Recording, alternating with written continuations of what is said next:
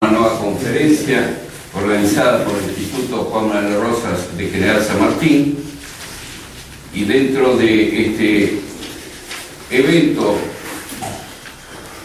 social, personal e histórico, carente de connotaciones políticas en estos tiempos complicados, y que cada uno trata de juntar votos para su política, su puesto político, su puesto futuro, nosotros nos encontramos para revivir la historia que nos puede ser útil en estos días.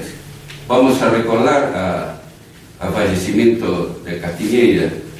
¿Podés hacer una pequeña semblanza? Bueno, sí, todos deben conocer a José Luis Castiñeira de Dios, nombre nacido en 1920 en Ushuaia, que poeta, escritor, ocupó cargos importantes durante la época del gobierno de Perón, de la primera época. Algunos le adjudican como asesor de Eva Perón la frase "volveré y seremos millones". También fue secretario de Cultura en 1973, un hombre muy católico, fue amigo del padre Castellani, fue alumno siendo chico de Leopoldo Marechal. No sé si alguien ha tenido oportunidad de tratarlo personalmente.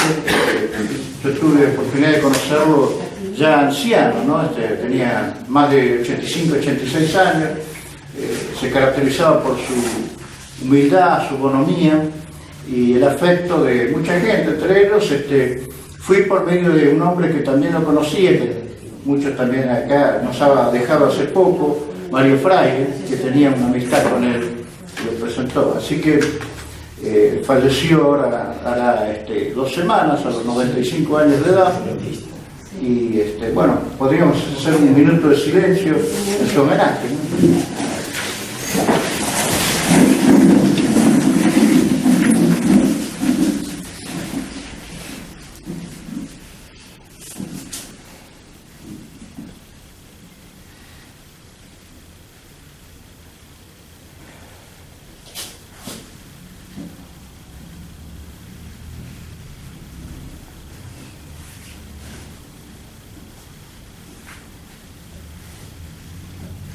Bueno, muchas gracias.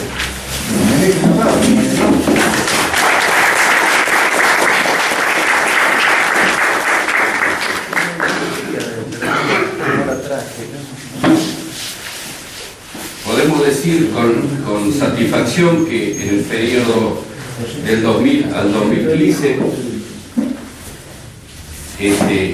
este instituto, esta es la conferencia número 150, y a modo de introducción para el conferencista podemos marcar un ámbito social donde advertimos la paranoia de la comunicación social, los relatos de los políticos. Hoy nos juntamos a hablar de historia. Leonardo Castañino, oriundo de la provincia de La Pampa, ingeniero civil, pensador independiente en el campo federal. Su pasión por reconocer, estudiar, recopilar y difundir la historia argentina, particularmente del siglo XIX, ha hecho que se aboque a la tarea de estudiar y de publicar libros, entre ellos Juan Manuel de Rosas, Sombras y Verdades, etc. También la Guerra del Paraguay, parte que va a ser la parte 1 de la Guerra del Paraguay. También publicó La Ley y el Orden. Bueno, esperemos que nos sea útil, y que, agradeciendo este esfuerzo de concurrir aquí y transmitir sus conocimientos, le cedo la palabra al ingeniero Castañino. Lo recibimos con un...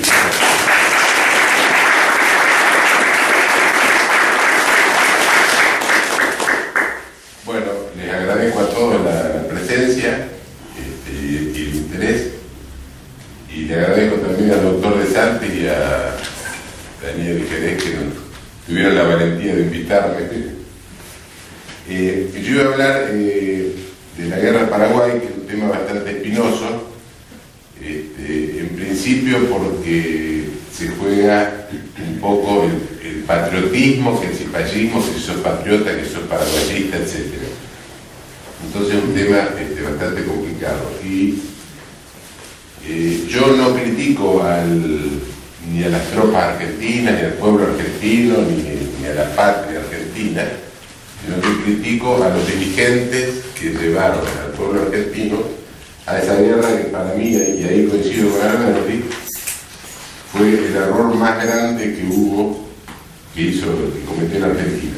Además de ser la guerra más sangrienta de la historia sudamericana, ¿no?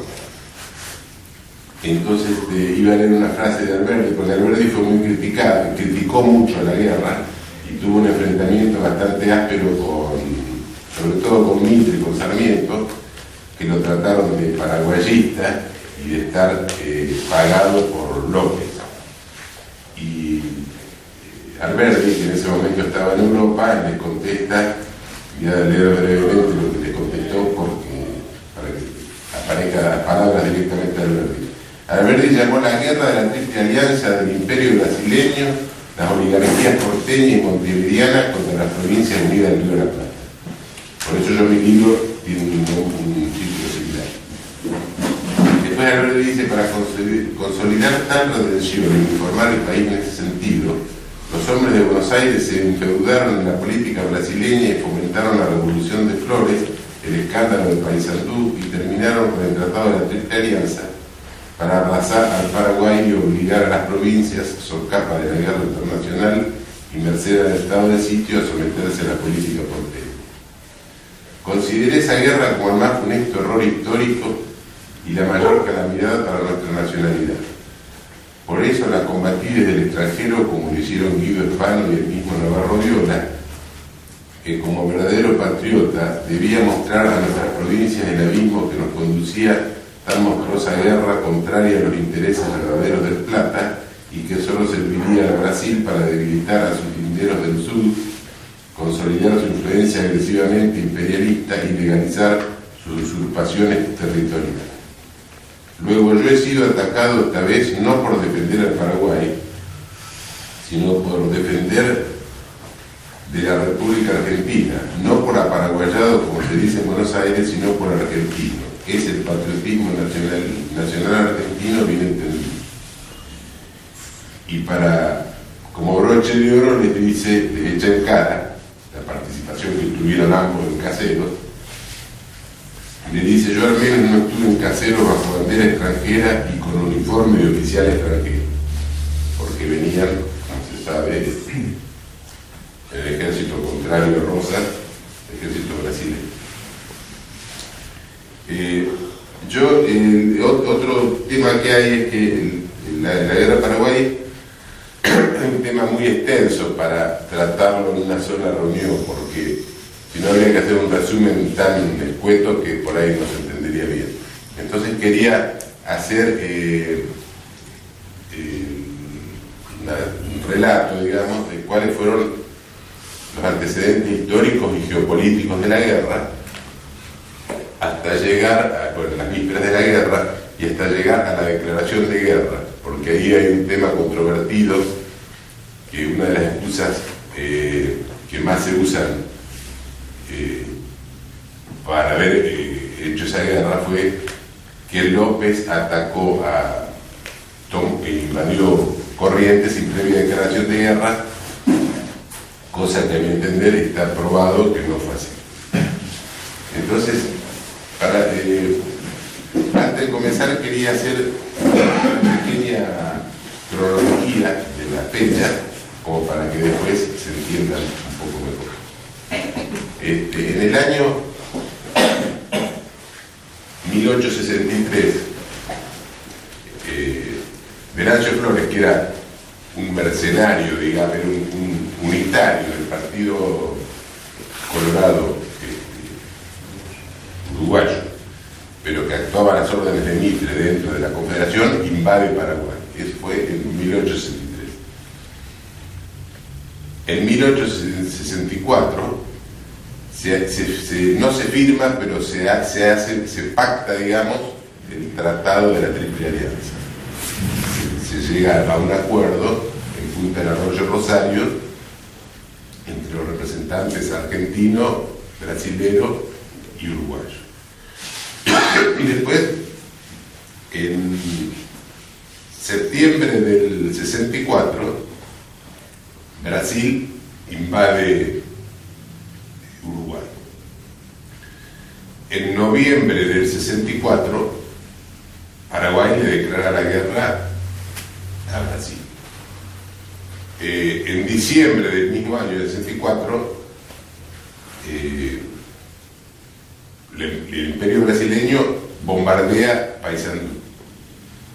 Y Mitre, a pesar de declararse ilegal, lo abastece de armas en el puerto de Buenos Aires. Ahí López pide el paso, Mitre se lo niega, entonces López le declara públicamente la guerra el 18 de marzo del 65.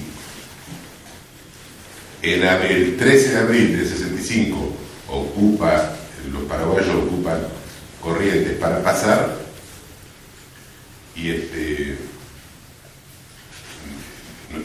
ahí se entera Buenos Aires, y entonces dice, bueno, nos atacaron sin previa declaración de guerra. Y el 1 de mayo se firma la declaración de la Ahora, ¿cuál fue la historia previa, digamos, la situación geopolítica antes de la guerra? Brasil, históricamente, ya desde el descubrimiento de América, había ido avanzando siempre sobre la cuenca del Plata. Brasil era aliado de los ingleses, siempre. Por eso yo digo que España conquistó América, pero Inglaterra y Brasil conquistaron Hispanoamérica, porque fueron avanzando sobre Hispanoamérica, dividiéndola.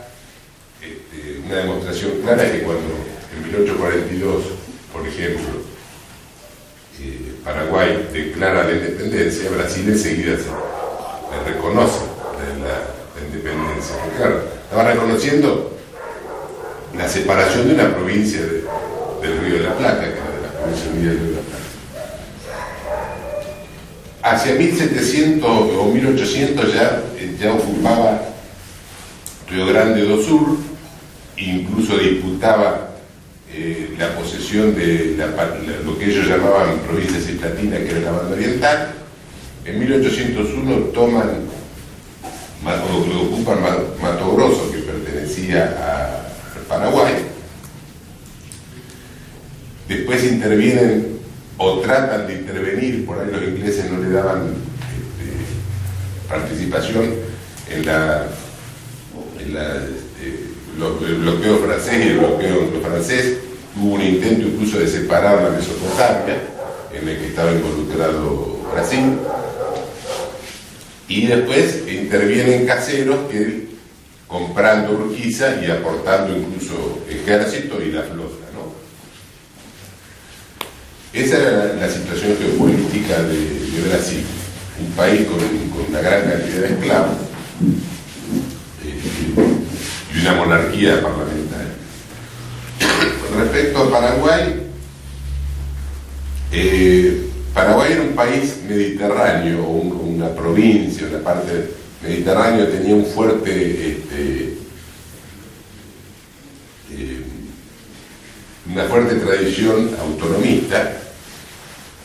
¿Y qué pasó? En 1810, cuando se produce la revolución, no se adhieren a la Revolución de Mayo, sino que ellos se mantienen, fieles o respondían a Fernando VII o a quien lo reemplazara, que era el Consejo de Regencia de España. Entonces Buenos Aires, que hizo la Revolución de Mayo, un grupo de comerciantes, digamos, de la clase acomodada de Buenos Aires, trata de convencerlo a los paraguayos, manda que se adhieran, como a otras partes también hicieron lo mismo, pero me voy a referir específicamente a Paraguay. Manda una misión de un coronel Espíndola, que era paraguayo, pero él había convencido a la Junta que él tenía mucha influencia en Paraguay y que fácilmente los iba a hacer que se adhieran a la revolución. Pero va a Paraguay y fracasa totalmente, tiene que salir casi disparando para no dejar el pellejo ahí que le iban a sacar los paraguayos. Mandan otra misión a Buenos Aires y finalmente lo manda a Belgrano con el ejército para, entre comillas, convencerlo. Ahí Belgrano yo creo que pecó un poco de inocente, porque él pensaba que cuando llegara a Paraguay le iban a recibir con los brazos abiertos como libertador, y no fue así, sino que los paraguayos se sintieron invadidos. ¿Y qué hicieron? Le hicieron un vacío territorial, llevándose la hacienda, la caballada, los carros, todo lo que pudieran. Entonces Belgrano avanzó hasta que en Paraguarí se enfrentan y el ejército paraguayo lo vence. Se rehace Belgrano y se vuelven a enfrentar en Tacuarí. Lo vuelven a vencer, y ahí hubo un hecho significativo, porque las tropas paraguayas había un grupo que era de españoles, eran españoles nacidos en la provincia, en España, y estaban al mando de Velasco. Velasco era el gobernador de Paraguay, que incluso tenía buen concepto dentro de la población paraguaya. Y el otro grupo era los criollos, o españoles nacidos en Paraguay, o mismo mestizos o paisanos, digamos, paraguayos. Cuando empieza la batalla, los españoles con Velasco se desbandan. Entonces Velasco incluso llega a Asunción y da parte de la derrota. Pero hay una reacción de los criollos y lo vencen a Belgrano. Entonces yo digo que es significativo porque los criollos se dieron cuenta, bueno, nosotros podemos ser dueños de nuestro propio destino. Y por otro lado, Velasco se desacreditó y al poco tiempo fue desplazado del gobierno. Primero no fue desplazado, lo obligaron a hacer una junta de gobierno con 2 paraguayos y él. Después descubrieron algunas cartas que se había tenido con los brasileños, la correspondencia, y con esa excusa lo dejaron de lado y quedaron 3 paraguayos. Uno de esos 3 paraguayos era Gaspar Rodríguez de Francia, que era un abogado que había estudiado en Montserrat, acá en Córdoba. Un hombre frío, calculador, muy pensante, tipo inteligente, muy rígido y además muy desconfiado. Entonces, esa junta, de la cual formaba parte y él empezó a ser el hombre fuerte, digamos, le propone en una nota, en el año 1811, le propone por una nota a Buenos Aires, hacer una confederación de provincias autónomas y que ninguna tenga preponderancia sobre las demás. Ahora, Buenos Aires, ¿qué hace? No le dice ni que sí ni que no, pero le empieza a hacer un boicot, le aumenta los impuestos, le entorpece la navegación del río, le incauta incluso algunos buques. Entonces Paraguay, ¿qué hace? Se aísla completamente, se empieza a aislar cada vez más, hasta que prácticamente no dejaba entrar ni salir a nadie de la frontera.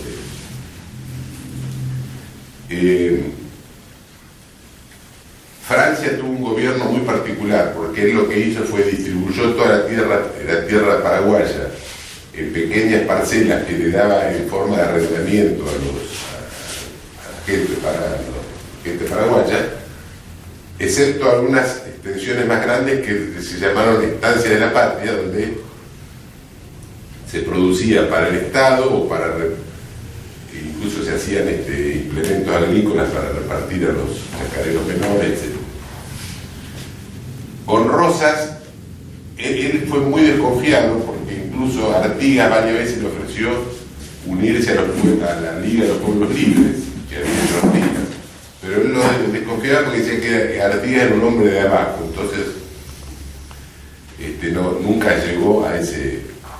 Después lo recibe Artigas en el exilio y lo confina, digamos, en Caraguatí, que queda al norte, hasta que muere Artigas en 1850.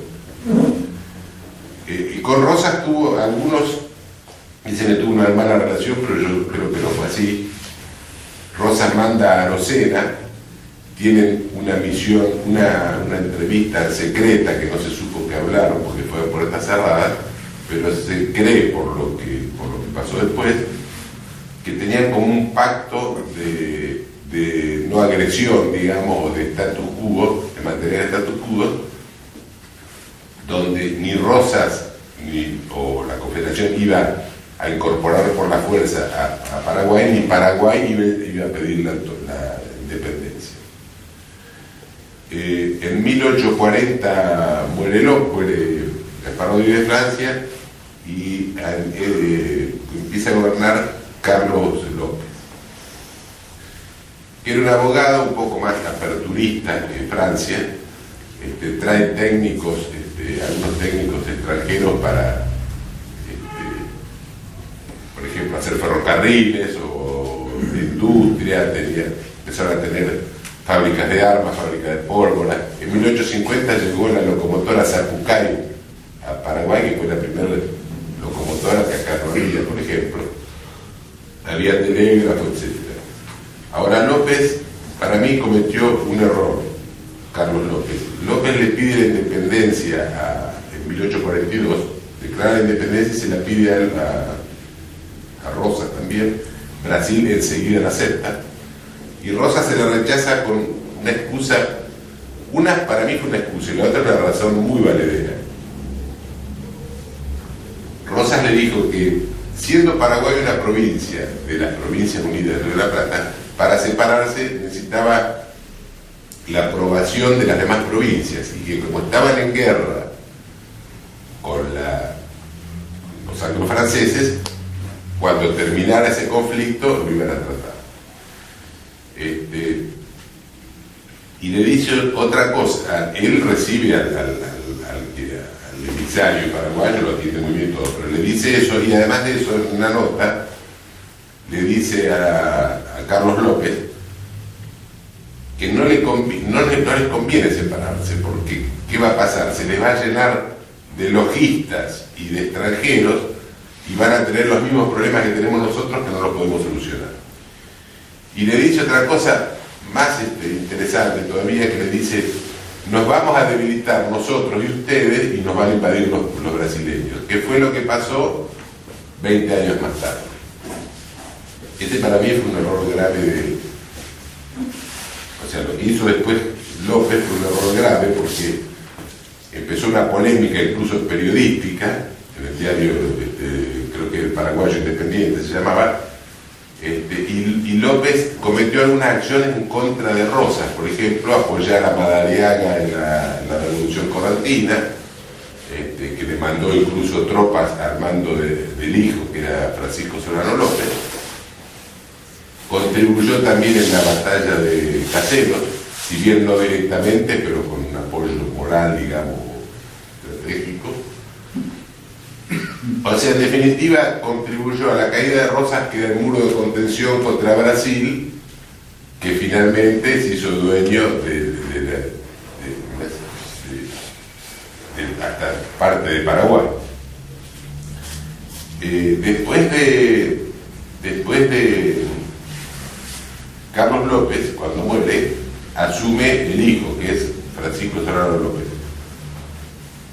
Francisco Solano López sigue una política parecida, tal vez un poco más cerrada, y para mí comete otro error. Para mí hay otro error de los López.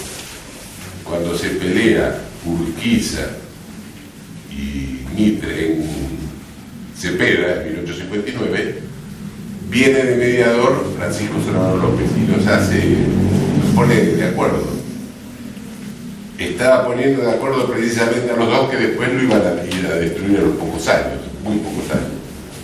A tal punto fue así que Venancio López, que era el hermano, cuando terminó el arreglo, digamos, le dijo: me parece algo parecido, no es textual, le dijo: me parece que te lanzaste la soga con que nos van a ahorcar. Y que fue lo que sucedió. Así que esa es más o menos la situación geopolítica de Paraguay. Con respecto a Uruguay, ¿qué pasó? Uruguay en el 1810 Montevideo no se adhirió a la Junta de Buenos Aires, sino que Artigas, que estaba como blandengue del ejército español, renuncia o se hace desertor y viene a Buenos Aires. Vuelve, ahí ofrece llevar la revolución a Montevideo, y cuando vuelve se demora unos días haciendo contactos en Entre Ríos, y en el interín dos paisanos, uno era el capataz de una estancia, el otro un paisano cualquiera, citan a la gente, al pueblo, digamos, en el arroyo Asensio, a la orilla del arroyo Asensio, y declaran una rebelión, digamos, lo que se llamó el grito Asensio. Ahí avanzan sobre Montevideo, toman varios pueblos y sitian Montevideo. Ahora, ¿qué pasó? Buenos Aires empezó a sentir celoso de Artigas porque, por ejemplo, en la asamblea del año 13, Artigas manda a los diputados con algunas instrucciones. Artigas no es que él los mandó, sino que hicieron como congresos y ahí hicieron unas instrucciones para llevar al Congreso, a la asamblea del año 13. Entre esas instrucciones había alguna muy significativa, como por ejemplo, decía que había que formar una confederación y que ninguna provincia tenga preponderancia sobre las demás. Y decía otra cosa que era para mí muy importante, que le dice: la capital debe estar necesariamente fuera de Buenos Aires, textualmente. Entonces le rechazan los diputados. Eso produce empieza a producir un enfrentamiento entre Artigas y Buenos Aires. Entonces Artigas, ¿qué hace? Forma la Liga de los Pueblos Libres, que era la banda oriental, Entre Ríos, Corrientes, Misiones, Santa Fe y Córdoba. Incluso lo invita a Paraguay. Pone su cuartel general en un pueblo que no existía, sino que se empieza a formar en ese momento, que se llamó, ya no existe más, Purificación, que está cerca de Paysandú, donde está la meseta de Artigas, se llama ahora, que hay una estatua de Artigas muy grande. Y entonces esa era digamos, la sede de gobierno, ¿no? Hay unos relatos muy interesantes de cómo era la vida ahí, etc. El enfrentamiento termina con que gente de él, que era Estanislao López y Francisco Ramírez, avanzan sobre Buenos Aires, la sitian hasta que llegan a un arreglo. Entonces, en el arreglo ese lo dejan de lado Artigas, porque Artigas lo que quería era que lo ayuden a sacar a los portugueses de la banda oriental, y ahí no dice nada. Entonces Artigas protesta airadamente contra Ramírez, Ramírez le contesta otra vez, se enfrentan, tienen varias batallas a lo largo de toda la Mesopotamia, hasta que Artigas se exilia en el año 1820. En el año 1823 aproximadamente se produce, o sea, Antonio Lavalleja estaba preso en Brasil, y cuando lo sueltan, primero trata de hacer una revolución en Uruguay para hacer un levantamiento para desalojar a los portugueses, que fracasa, pasa a Argentina y se forma lo que se llamó los 33 orientales, que pasan a Uruguay, y en el Congreso de la Florida declaran que se sienten muy en contra, dicen barbaridades en contra de los portugueses, la dominación portuguesa, la tiranía, etc., y se declaran unidos a la Confederación Argentina, a la que siempre habían pertenecido y a la que se sienten unidos, digamos. ¿Esto qué produce? Produce, porque Brasil no lo acepta, entonces produce una guerra de la Argentina contra Brasil, que los brasileños llaman la guerra cisplatina, del 1825 a 1828, que termina en Ituzaingó, con el triunfo de las armas argentinas, pero después con la derrota de la diplomacia, que va García a Río de Janeiro, y entre los brasileños y los ingleses le hacen firmar cualquier cosa, y la cuestión que la banda oriental quedó separada de la provincia unida. Entonces esa es la situación que ya dije, Brasil, Paraguay y Uruguay. Con respecto a la Argentina, durante todo el gobierno de Rosas habían intentado por todos los medios de sacarlo, prácticamente no hubo un día que no hubiera una revuelta o una batalla, hasta que lo desalojan en Caseros. En el interín estuvo lo de la negación de la independencia paraguaya. Ahora, la revolución de los hechos de Caseros, una de las excusas era, bueno, por supuesto la de siempre, sacar al tirano, ¿no? Y la otra excusa era para la unión nacional. Pero esa unión duró más o menos 2 días, porque a los 2 días ya, a los pocos días, Sarmiento, blasfemando contra todo el mundo, se fue. Después volvió y en junta, digamos, con Mitre empezó a... Por empezar estaban en contra de Urquiza, pero además de eso empezó a perseguir a todos los federales del interior, cambiar gobernadores, fusilaron a algunos, etc. O sea, se produce una guerra civil ahí, entre unitarios y federales. ¿En qué termina? ¿Cómo termina esa guerra? En Cepeda, en 1859, se produce el enfrentamiento, Urquiza avanza sobre Buenos Aires y ya lo dije, López fue que arregló. A los 2 años se produce otro enfrentamiento, que es la batalla de Pavón. En la batalla de Pavón, Urquiza, las tropas de Urquiza desbandan a las de Buenos Aires inmediatamente. Mitre dispara, lo alcanzan acá cerca de Luján, lo alcanza un chasque que le dice: vuelva general, que hemos ganado. Porque ¿qué había pasado?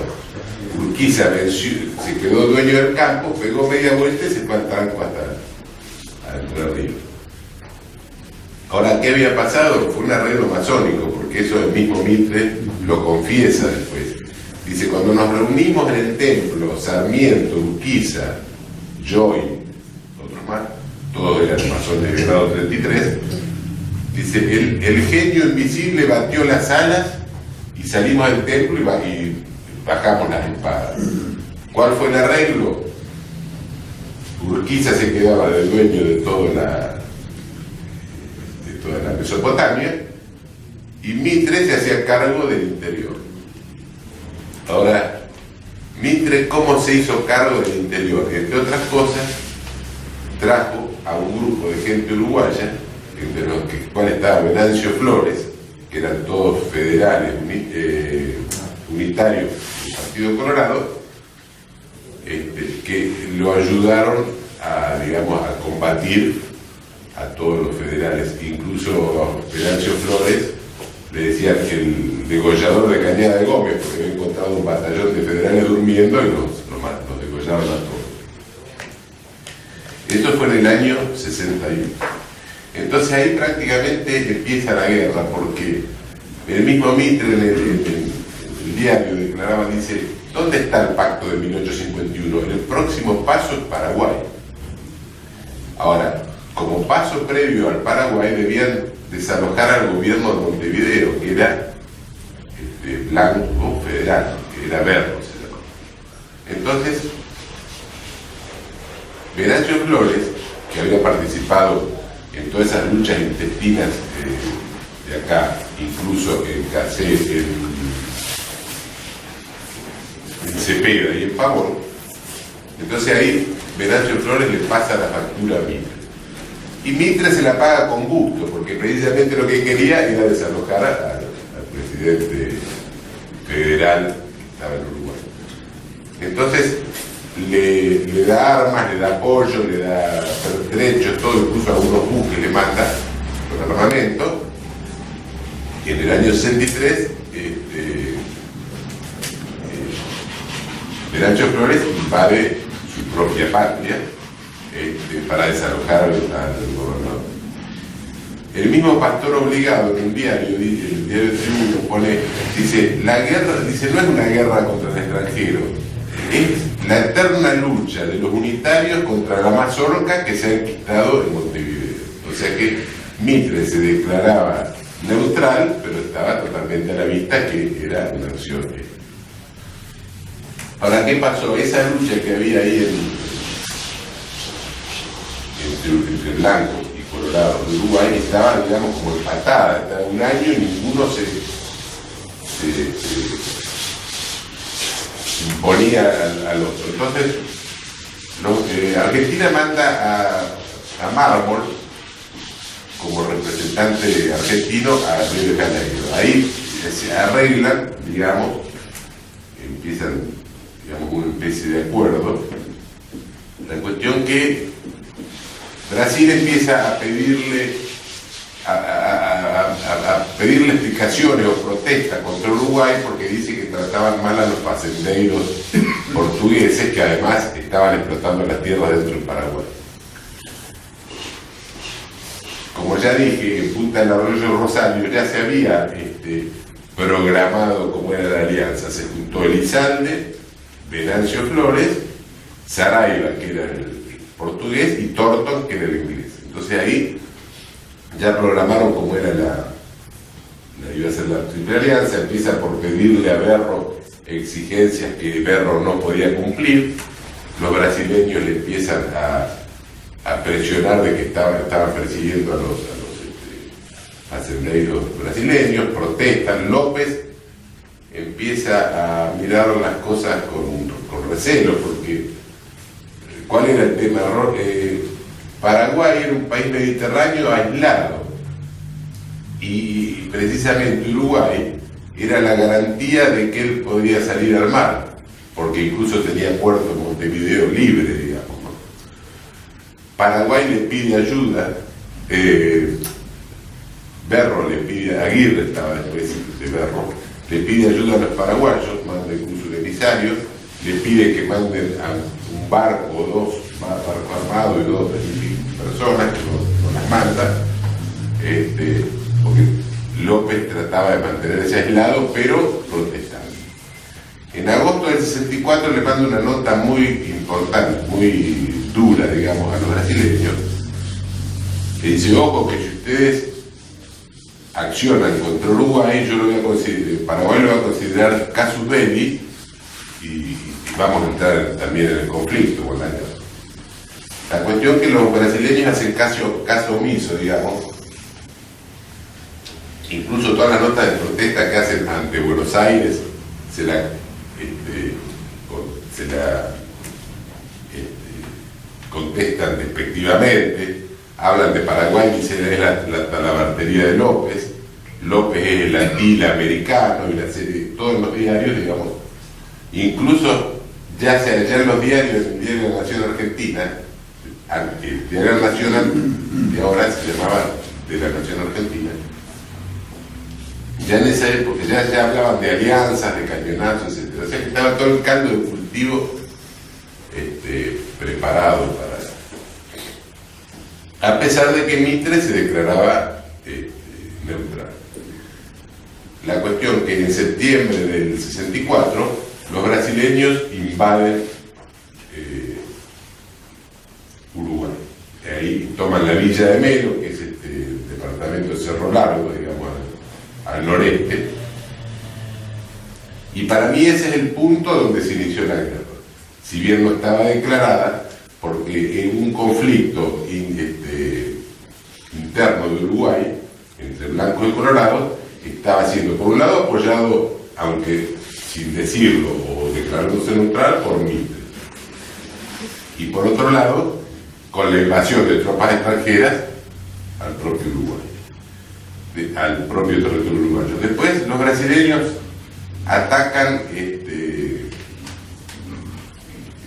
Paysandú, la bombardean en diciembre del 64, la bombardean durante 3 días, la destruyen, la demuelen directamente, fusilan a todos los que se habían rendido, y todo eso apoyado por Buenos Aires, que le cargaba, donde en plena luz del día los buques brasileños cargaban bombas en la rada del río de acá de Buenos Aires. Quiere decir que Argentina ya era beligerante. Ya para ese entonces se había declarado la guerra entre Paraguay y Brasil. ¿Y por qué se había declarado la guerra? Una es la nota que López había mandado protestando por que él iba a considerar acto de guerra si intervenía en el Uruguay. Pero además, como los brasileños eran dueños de Mato Grosso, que los paraguayos consideraban propios, había habido ahí un tire de afloje por un convenio de navegación que los paraguayos habían aceptado de mala gana, que le dejaban pasar buques, pero con ciertas restricciones de tonelaje y de armamento, y con la obligación de entrar en puerto para ser inspeccionado por los propios paraguayos. ¿Qué pasó? En noviembre del 64, antes de Paysandú, los brasileños mandan un buque que se llamaba Marqués de Olinda, pasa de largo en Asunción, entonces López lo captura, le incauta todas las armas, pone preso a los prisioneros y le declara la guerra a Brasil. Argentina no solamente era beligerante por las armas que le proporcionaba, sino por algunas otras cuestiones. Por ejemplo, los brasileños, cuando entran en guerra con Paraguay, los brasileños tenían un depósito de armas y de pertrechos en la ciudad de Corrientes. Entonces el gobierno de Buenos Aires le ordena al de Corrientes que facilite el envío de correspondencia brasileña en la valija diplomática a nombre de Lizardi, o sea que se decía neutral, pero estaba contrabandeando documentación de un país beligerante. Eso fue entonces ya habíamos llegado a diciembre, donde demuelen, digamos, bombardean Paysandú. Ahí Paraguay, claro, Paraguay toma Mato Grosso, pero además tenía que cruzar, para ir contra Brasil o en auxilio de Uruguay, tenía que cruzar la Mesopotamia. Entonces le pide a Urquiza que le tramite el paso. Y Urquiza, que siempre jugaba a varias puntas a la vez, dice, sí, no se preocupe, si no se le dan el paso, dice, los correntinos van a ser la vanguardia del ejército paraguayo. Ahora, Urquiza, que había jugado, por ejemplo, a dos puntas con un pie en cada canoa, el casero, también lo estaba haciendo ahí. Y además de estar con un pie en cada canoa, estaba con una caña pescando en Brasil. Porque, ¿qué pasaba? Urquiza tenía una relación tirante con Mitre, pero ni se arreglaban ni se arreglaban. Con López tenía conversación, porque incluso era compadre de López. Y le dice, sí, no se preocupe, le vamos a dar el paso. Pero mientras tanto hablaba con los brasileños, antes de Paysandú. Tanto así que los federales de Paysandú que querían cruzar el río para defender a Paysandú y él no los dejaba. Ahora, ¿qué es lo que hablaba Urquiza con los brasileños? Hablaba de negocios, le vendió 30.000 caballos, que era toda la caballada del ejército de Entre Ríos, y a partir de ahí se transformó en proveedor del ejército. Entonces, en definitiva, Mitre le niega el paso al Paraguay y Paraguay le declara la guerra. Que es lo que dicen que ocupó Corrientes sin declaración de guerra. Y es lo que yo digo que no es cierto. Porque Paraguay le declara la guerra públicamente el 18 de marzo de 1865. No solamente la declara públicamente, sino que manda como emisario a un oficial del ejército paraguayo con copia de la declaración de guerra, lo manda hasta Buenos Aires. Entrega la declaración de guerra y ¿qué hace? Mitre, o el mitrismo, lo hace meter preso, lo pone detenido al oficial paraguayo hasta después de la guerra, y la declaración de guerra la esconde, no dice nada. Ahora, eso se supo por qué. Por ejemplo, por varios motivos. Por empezar, en Paraguay, en Uruguay se festejaban las calles con las banderas españolas y paraguayas y uruguayas de que estaban viniendo las tropas, o sea que prácticamente sabían que iba a venir. El mismo cónsul paraguayo en Montevideo, cuando va la gente al pueblo, a la casa, dice algo así que ya hay 30.000 soldados preparados para cruzar la estrecha franja que nos separa para...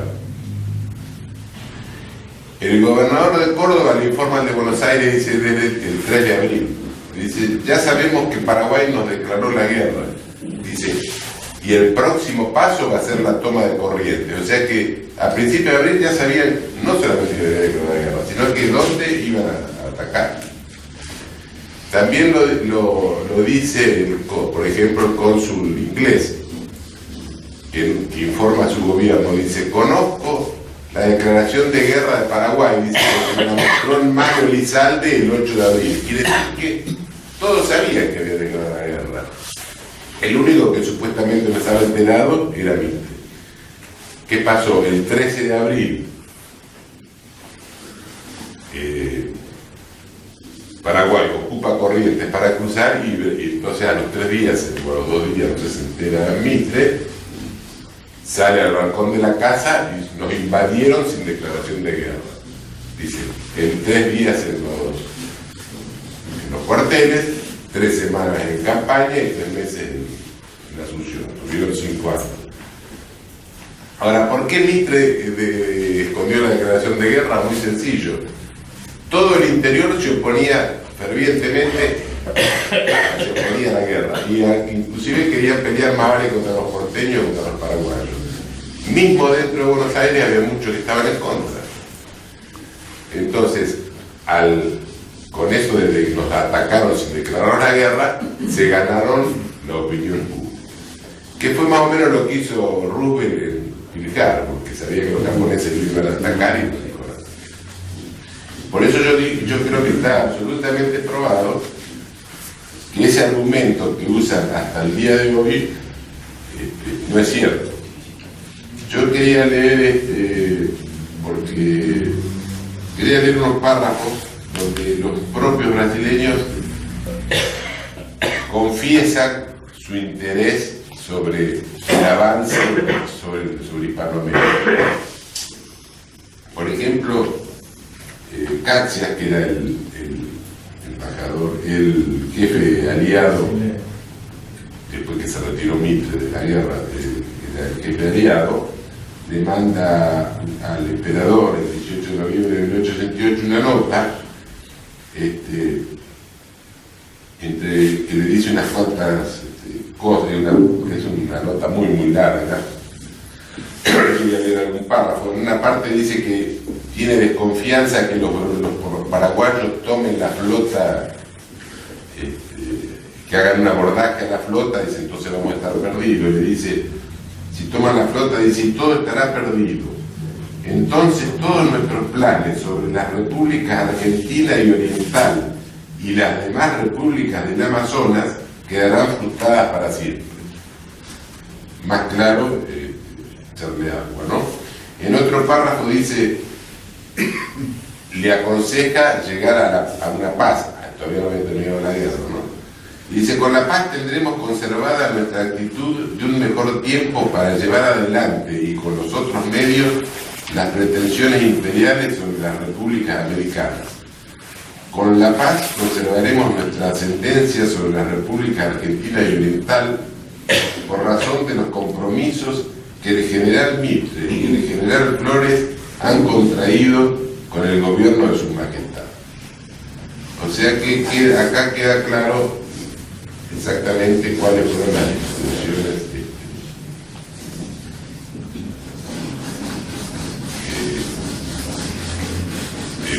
Brasil sobre la...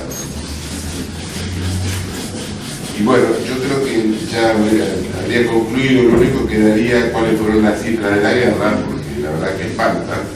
Paraguay tenía, en ese entonces tenía entre 800 y 1 millón de personas, ¿no?, de población. Durante la población mueren 600.000, o sea, quiere decir que murió casi el 76% de la población.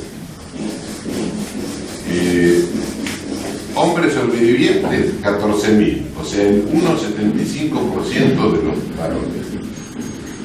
Y hombres sobrevivientes mayores de 20 años, el 0,26, o sea que prácticamente reducido la cosa.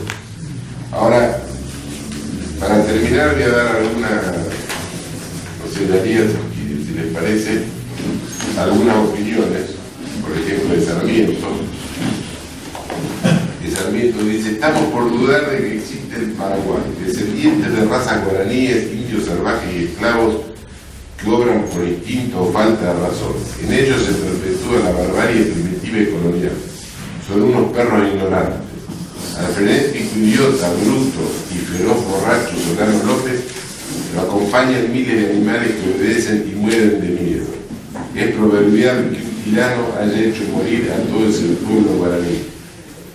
Era necesario purgar la tierra de toda esa excrescencia humana. Y leería también alguna frase de Mitre que dice: cuando nuestros guerreros vuelvan de su larga y gloriosa campaña, podrán comerse o ver inscritos en sus banderas los grandes principios de los apóstoles del libre cambio han proclamado para mayor gloria y felicidad de los hombres.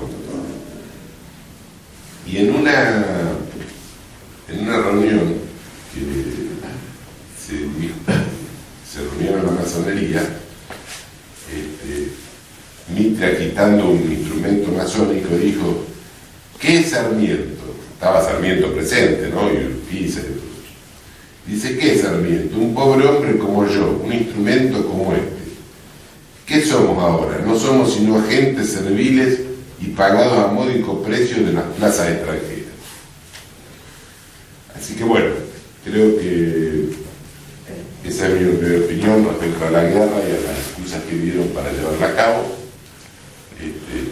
Y como dije, no es una cuestión en contra de Argentina ni a favor de nadie, sino en contra de la dirigencia argentina, el vitrismo unitario de ese momento, que involucró a la Argentina en la guerra contra un aliado en forma totalmente antinatural, porque nosotros deberíamos haber sido aliados de Paraguay, no de Brasil, que fue, por los siglos, fue, digamos, quien avanzó sobre las provincias españolas y nuestras.